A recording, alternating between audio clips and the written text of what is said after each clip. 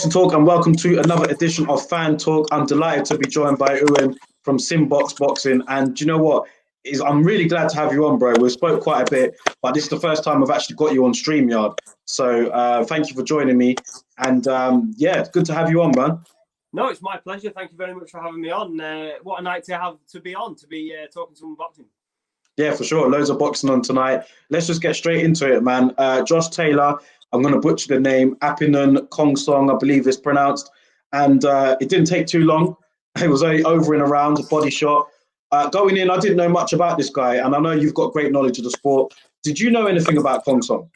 I knew what was on YouTube. There's a couple of his fights on YouTube. I'd watched them both. You know, he did a number on a Japanese lad, a big uppercut knockout. You know, he had lots of power, big strength, big guy. You know, especially for 140 pounds, he's a big guy. But you know, you can't get a kind of a barometer of someone when they haven't fought decent opposition. You know, you have to wait until they get to these kind of big leagues before we can see. And clearly, he wasn't up to the task because Josh Taylor blew him away in a couple of minutes.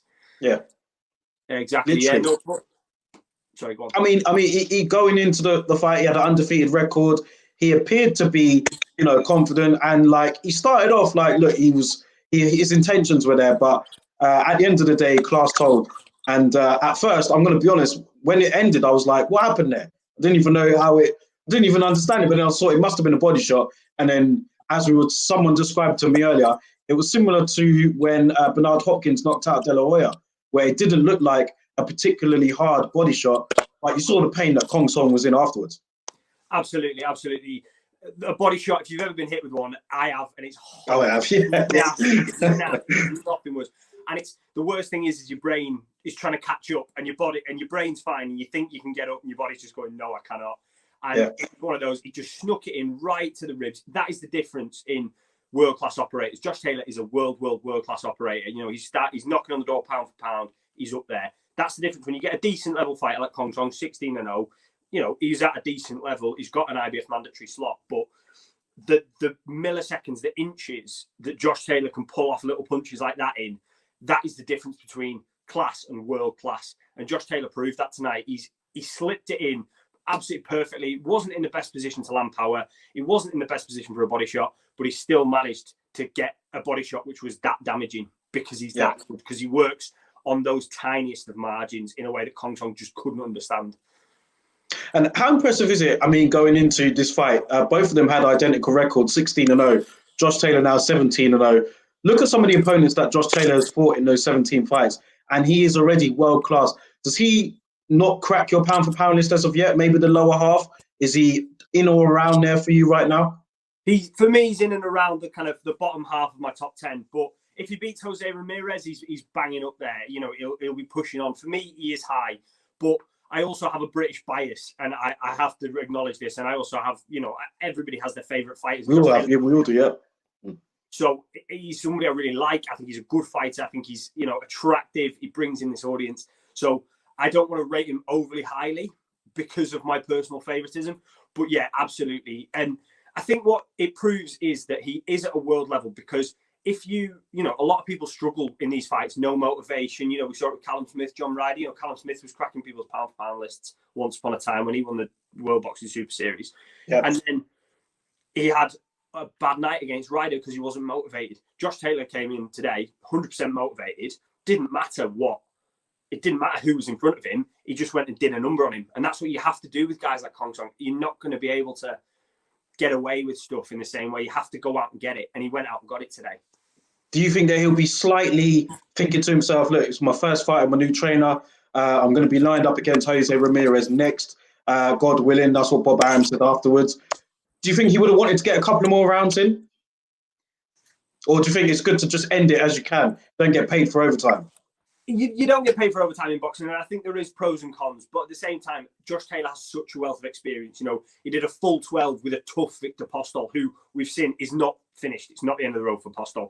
You know, he learned in those fights. He had a hard 12 against Regis Prograis, who is a quality operator. You know, Josh Taylor has done the rounds. He's paid his dues. You know, he doesn't need 6 or 7 rounds against Khongsong if you can get him out of there in one. Like, again, you don't get paid for overtime. And as much as it might have been nice for Davidson to learn some more stuff about him, and I think Davidson probably might have liked a couple more rounds, why hang in there? Why play with a guy? You know, why play with your food? You know, he was going to knock him out. He knew he was going to knock him out. Go for it, you know. And I think that from a trainer's perspective, I understand where you're coming from. And if somebody as analytical as Ben Davidson will be wanting to take those notes and find the little minutiae of what he can do and what he can do better and how he's improving. But Josh Taylor doesn't care. You know, he's there to smash and grab and take his money and go home. Yeah, he strikes me as that kind of guy. Like you said, don't want to play with his food. He'll just get you out of there if he can. Before I go into my next area, I just wanted to say, like, Josh Taylor and Ramirez, would you have him as the favourite over Ramirez should they fight next?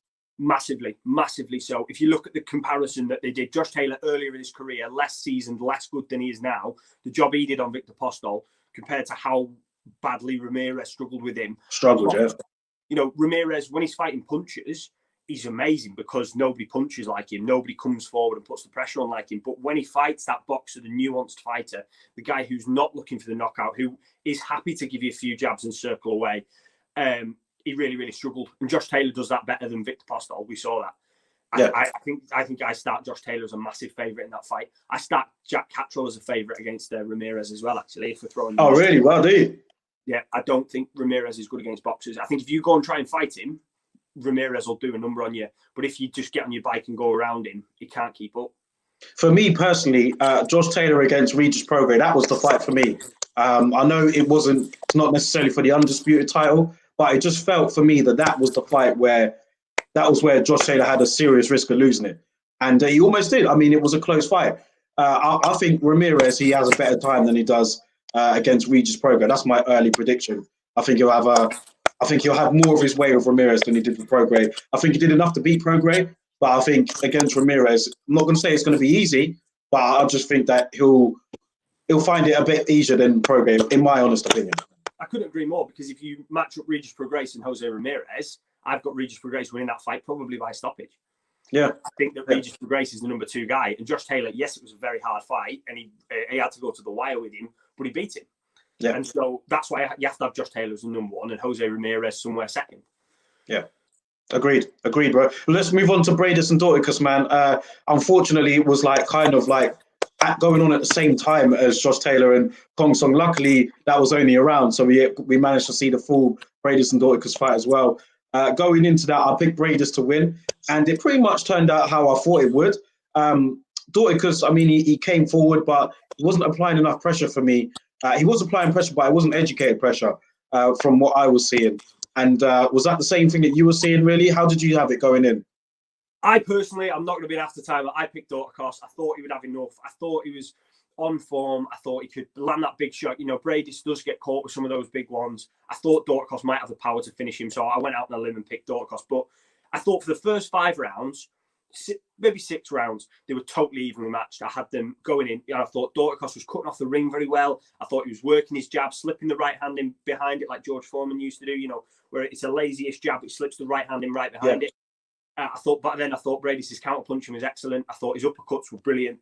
And they were very, very evenly matched, kind of yin and yang, balancing each other out. But then it came down to cardio for me. After about the 6th round, Dorticos started to fade and Briedis didn't. Briedis carried exactly the same work through for 12 rounds. He was 12 round fit and Dorticos wasn't. And as Dorticos took those little margins off, his gloves went from here to here, that is when Briedis turned the gas on. And I thought it was probably 9-3, something like that on the final scorecards. I thought Briedis took over, got himself in the driving seat, and I think his conditioning was the base from which he did that. Yeah, I agree. I had a similar scorecard to you. I didn't score it round by round, but from around 9-3, that sounds about right to me. I think that Briedis was just a bit more tighter on the inside, and as it went late, you could see like Dorticos' head snapping back a couple of times, and I just think it was an overall good performance from him. I did say that he hasn't been showing good form recently, but I think that if he could kind of use the same form that he did against Usyk, then it could see him through, and that's kind of what happened to me when I was watching that fight tonight. Exactly. If you can go down to the wire with Alexander Usyk, you can go down to the wire with anyone. Briedis, and again, the same with Neil Dorticos, because he's a great fighter and he is a good fighter, and we shouldn't diminish how good a fighter he was coming in, and the fact that absolutely lots of people picked him. that is a reflection positively on Briedis, not negatively on Dorticos for me. I thought that Briedis proved how good he was rather than Dorticos being bad in any way. You know, when you get to those top echelons, it's like what I talked about with Taylor. It's the fine margins, and Briedis was just that edge, just had that edge to pip him at the post to really win those last few rounds. But no, what a fight overall. I thought it was more of a chess match than I expected. I expected a little bit more of a shootout, but no, I thought they were both technically brilliant. Mm. Well, moving on, man, because the boxing's not quite finished yet. We've got a double header tonight. I don't know if you're staying up for it. I'm going to try to anyway. The Charlos, they're going to be fighting, both of them in very competitive fights. Jamel Charlo, 3 of the 4 belts going to be on the line against Jason Rosario. And then we've got his older brother, well, his twin brother, but older in like maybe an hour or so, Jamal Charlo. He'll be taking on Sergey Devianchenko. My 2 questions to you are, which fight out of those are you looking forward to the most? And how do you see both of them fights going? I think it's really hard because the Charlo brothers, they are undoubtedly very talented, but I don't think they're the finished article yet. I think they've got a little bit of a way to go. But I think that one will win and one will lose. Actually, I think that Rosario, as good as he is and as good as he's proved that he is, isn't going to be able to be as proficient as Charlo at that weight, 154 pounds. I think it's such a melting pot, that division. You know, there's so many belts going on, and they seem to change hands every fight all the time. Yeah, exactly. And you know, Williams had them, and then they move around so fast. I think that Charlo will have enough in his locker to do that. Rosario he's proven limited in different capacities. He's not as well-rounded as Charlo is, but the one that I am looking forward to most, to answer your question, is the Derevianchenko fight, because Derevianchenko, 160 pounds, he's hard as nails. He makes the weight without weight cutting. He's small for the weight, but he's tight and compact and knows how to box. And he's got, if you can do 12 rounds with Gennady Golovkin, you've got an iron chin, right? It's as simple as that. He's not going to stop him. That fight goes the distance. If that fight goes the distance 100%, because you can't stop Derevianchenko. If Golovkin can throw the kitchen sink at you for 12 rounds, you can't stop him. So I think that is going to be the one where we're going to get fireworks, because the Charlos, they're explosive and he'll be throwing those big power shots, but Derevianchenko is just constant pressure. He's on your chest. He likes to work on the inside. He likes to push you. And I think that's where you might get an upset. I'll pick Charlo in the first one. I'll pick Derevianchenko in the second one, because I think that Charlo's work rate, I don't know if he'll have the power to hold him off. I think Derevianchenko has such a good chin that if he pushes at you and pushes at Charlo and puts him on the ropes, puts him in uncomfortable situations he's not found himself in before, he'll be able to exploit that. Yeah, we saw Korobov do that. And part of the problem in that fight was the scorecards. So if this fight with Derevianchenko goes to the cards and it's close, you got to look at it. Charlo is this big pay-per-view doubleheader. They're the 2 stars. Derevianchenko, the B side. Are you confident that he'll get a decision in a close fight against Charlo? You never know with Al Heyman's brown envelopes flying around in the States. But I like to always think the best of our sport. And I know I'm naive for saying that. I understand my own naivety, but I like to think the best of our sport. And I like to think that 90% of the time we get the right decision. So I really hope if Derevianchenko wins, he gets the decision. Hopefully that means that PBC can sign him up and they'll get a Golovkin rematch or something like that. And there's a financial incentive for him to win. So then it doesn't matter who wins. That's how I hope. But you never know. You never know. Yeah. And like you say, if anyone's going to get swindled, it's going to be Derevianchenko, isn't it? It's not going to be Charlo that gets swindled out of a decision. So, yeah, it's one of those things. I like to think the best, but it is always a difficult question in boxing. It is indeed, yeah. Let's just hope for good nights of boxing and a conclusive ending. No, I don't want to have to call you back on and then we're discussing like a controversial decision or anything like that. But listen, Ewan, it's great to have you on, man, and hopefully I can get you on for another episode of Fan Talk in the future, or even just hosting something else, man, down the line. I'd love to join you on one of your shows one day, or you can jump on mine again. But it's been great talking to you, and I'll thank you for coming on. Absolutely, mate. Thank you very much for having me. It's been brilliant. Thank you, man. Take care.